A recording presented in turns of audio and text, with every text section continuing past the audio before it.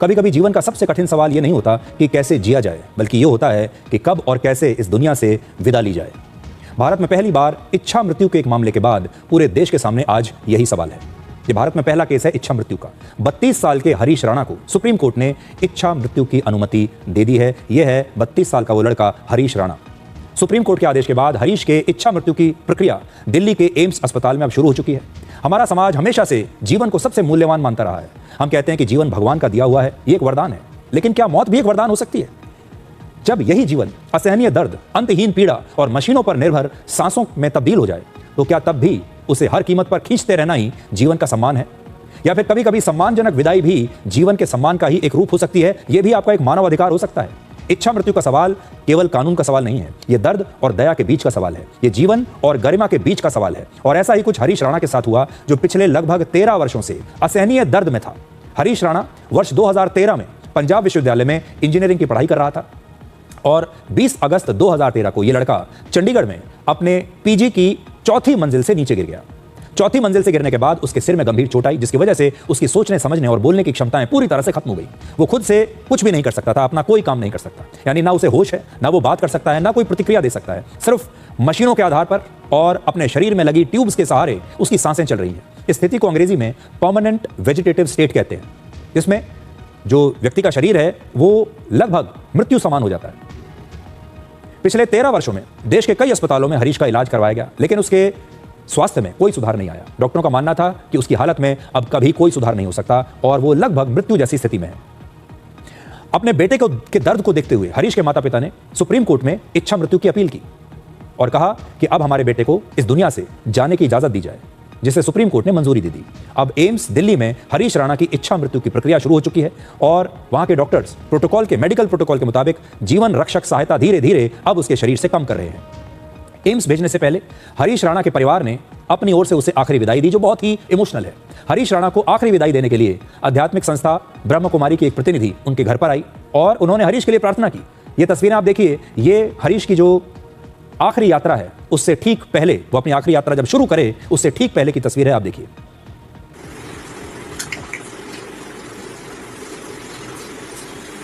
सबको माफ करते हुए, सबसे माफी मांगते हुए आ जाओ, ठीक है?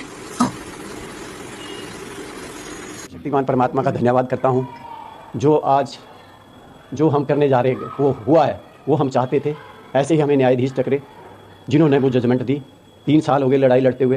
कौन माता पिता अपना चाहता है कि अपने बेटे को ऐसे करे, परंतु हम चाहते कि जनहित में ऐसे पता नहीं हरीश जैसे कितने लोग पड़े हैं, उनका भी कल्याण हो। तो इसलिए ये मामला जो है चलता गया हाई कोर्ट से सुप्रीम कोर्ट में दोबारा अपील करी और आज हमें सफलता मिली है। वो तो क्या बताऊँ मैं, अब माँ बाप को कैसे लगता होगा तो नहीं बोल सकते हम। माता पिता हमेशा अपने बच्चों की लंबे जीवन की कामना करते हैं, हमेशा कहते हैं जीते रहो, लंबी आयु हो। लेकिन सोचिए, वही माता पिता आज ये कह रहे हैं कि हमारे बच्चे को अब इस दुनिया से जाने की इजाजत मिलनी चाहिए, अब उसे छुटकारा मिलना चाहिए। कितनी दर्दनाक खबर है ये। हरीश राणा के माता पिता इच्छा मृत्यु को लेकर पिछले 3 साल से लगातार कानूनी लड़ाई लड़ रहे थे। उन्होंने इस मामले में पहले दिल्ली हाईकोर्ट में याचिका दायर की, जिसे हाईकोर्ट ने खारिज कर दिया। इसके बाद उन्होंने सुप्रीम कोर्ट में अपील की और सुप्रीम कोर्ट ने पिछले हफ्ते इच्छा मृत्यु को मंजूरी दी। 2018 में सर्वोच्च न्यायालय ने गरिमा के साथ मृत्यु के अधिकार को एक मौलिक अधिकार माना था और इस अधिकार को लागू करने के लिए गंभीर रूप से बीमार मरीजों के लिए दिशा निर्देश जारी किए थे। हमारे देश में इच्छा मृत्यु की प्रक्रिया बहुत जटिल मानी जाती है। जैसे डॉक्टरों का पहले एक बोर्ड मरीज की बारीकी से जांच करता है, वो देखता है कि उसकी बीमारी कितनी गंभीर है, क्या मरीज कभी ठीक हो भी सकता है या नहीं। ऐसे मामलों में अदालत में भी बहुत लंबी सुनवाई चलती है। इच्छा मृत्यु को आप 2 वर्गों में बांट सकते हैं। एक है सक्रिय इच्छा मृत्यु, और इसमें दवा या इंजेक्शन को देकर मरीज को मृत्यु दी जाती है, और दूसरी है निष्क्रिय इच्छा मृत्यु। इसमें जीवन बचाने वाले उपकरण, लाइफ सेविंग जो उपकरण होते हैं, उसे हटा लिया जाता है और धीरे धीरे मरीज की मृत्यु होती है। यह सब कुछ डॉक्टर्स की निगरानी में किया जाता है और हरीश राणा के साथ भी अब ऐसा ही किया जाएगा, जिसमें धीरे धीरे डॉक्टर्स उसे जिंदा रखने की कोशिशें कम करते जाएंगे। धीरे धीरे जो लाइफ सेविंग इंस्ट्रूमेंट्स हैं उसके शरीर पर जो लगे हुए हैं, वो धीरे धीरे उन्हें एक एक करके हटाया जाएगा। धीरे धीरे उसके खाने पीने को कम करते चले जाएंगे और फिर एक ऐसी स्थिति आ जाएगी जब हरीश को मृत्यु नसीब हो जाएगी। दुनिया के लगभग 10 देश जैसे बेल्जियम, कनाडा, स्पेन, न्यूजीलैंड और ऑस्ट्रेलिया, उनमें इस प्रकार की इच्छा मृत्यु को मंजूरी दी गई है। हालांकि इन देशों में इच्छा मृत्यु के लिए कठोर शर्तें हैं। दुनिया में ऐसे भी देश हैं, जो लगभग 82 देश, जहां पर फ्रांस, इटली, साउथ अफ्रीका, वहां पर पैसिव ओथेनेशिया को मंजूरी दी गई है। ऑथनेशिया को।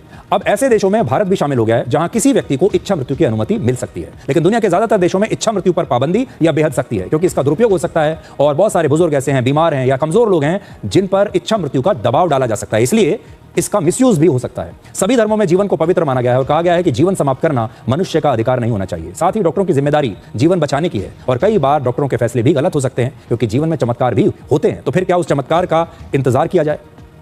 इच्छा मृत्यु के समर्थन में सबसे बड़ा तर्क यही दिया जाता है, यदि मेरा जीवन मेरा अपना है तो मेरी मृत्यु पर भी मेरा ही अधिकार होना चाहिए।